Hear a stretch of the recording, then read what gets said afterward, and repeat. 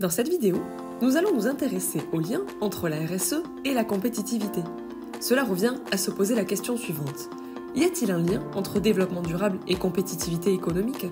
Peut-on vraiment créer de la valeur tout en agissant de façon responsable? Tout d'abord, un petit rappel sur ce qu'est la RSE, la responsabilité sociétale des entreprises. C'est la contribution d'une entreprise aux enjeux du développement durable. Elle intègre les enjeux extra-financiers, environnementaux, sociaux et sociétaux, et de gouvernance. La RSE n'a pas pour but premier la performance financière immédiate, mais plutôt la création de valeur à long terme. Chez Arteris, nous sommes actuellement soumis à une directive européenne qui nous impose de publier chaque année depuis 2017 une déclaration de performance extra-financière, ou DPEF. À partir de fin 2028, cette DPEF sera remplacée par un rapport de durabilité, plus complet et standardisé avec les autres entreprises, dans le cadre de la nouvelle directive européenne, la CSRD. Maintenant, la compétitivité. Concrètement, il s'agit de la capacité d'une entreprise à faire face à la concurrence.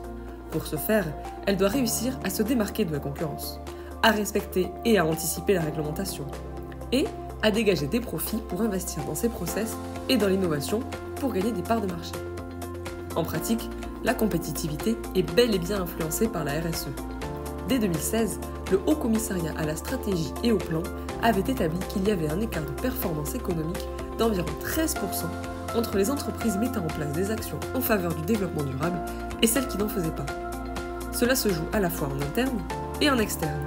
Au niveau des ressources humaines, il s'agit d'attirer les nouveaux talents, de les fidéliser dans l'entreprise et de garantir des bonnes conditions de travail à tous les salariés. Selon une étude du MEDEF en 2021, 86% des salariés considèrent que la RSE est un sujet important, voire prioritaire. C'est d'autant plus vrai dans la filière agricole dans laquelle nous évoluons, qui est le 4e employeur de France. France Travail a mis en avant, début 2025, la mutation que connaît actuellement le secteur agricole vers la transition écologique et l'agriculture innovante. Pour cela, il est essentiel que les acteurs du monde agricole, comme les coopératives agricoles telles qu'Arteris, placent les ressources humaines au cœur du projet. En externe, il s'agit pour l'entreprise de s'engager en faveur de projets de développement durable, mais aussi de pouvoir en attester et en informer sa chaîne de valeur, c'est-à-dire ses clients et consommateurs, ses fournisseurs, ses partenaires financiers, ses adhérents, ses salariés, etc. Car en effet, si la performance RSE n'apporte pas d'utilité directe aux produits que l'on vend, elle doit nous permettre de nous différencier. Ainsi, chez Arteris, nous publions chaque année une DPEF dans notre rapport intégré, qui est audité pour en assurer la conformité. Ce document permet de rendre compte des actions menées, des résultats de notre démarche et d'en informer toutes nos parties prenantes.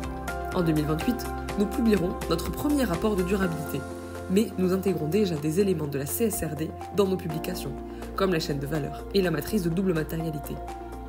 Revenons sur la relation avec nos partenaires financiers. Elle est très importante. À titre d'exemple, dans le cadre de croissance externe, nous avons souscrit des prêts à impact qui intègrent des enjeux RSE prédéfinis. Les résultats de ces indicateurs sont évalués chaque année et, s'ils respectent les objectifs fixés, nous pourrons avoir des baisses des taux d'intérêt. Et inversement, en cas de non-respect des objectifs.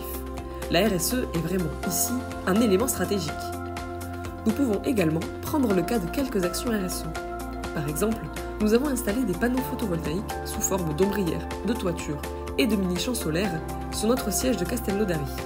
Cela nous permet à la fois de produire de l'énergie renouvelable, de la consommer sur place et d'en faire profiter les entreprises voisines lors de surplus de production. Ce projet nous permet également, bien sûr, de réaliser des économies sur l'achat d'énergie.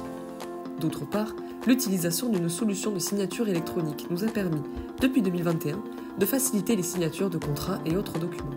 Cette solution a ainsi permis d'éviter l'utilisation de presque 100 000 feuilles de papier, soit plus de 10 tonnes de CO2 équivalent et plus de 100 000 litres d'eau. Auparavant, tous ces documents étaient envoyés au format papier, ce qui était coûteux en termes de temps et d'argent. En conclusion, bien que le lien entre RSE et compétitivité ne soit pas directement perceptible, oui, il existe. La RSE est bien un facteur de compétitivité et même un facteur essentiel à ne pas négliger.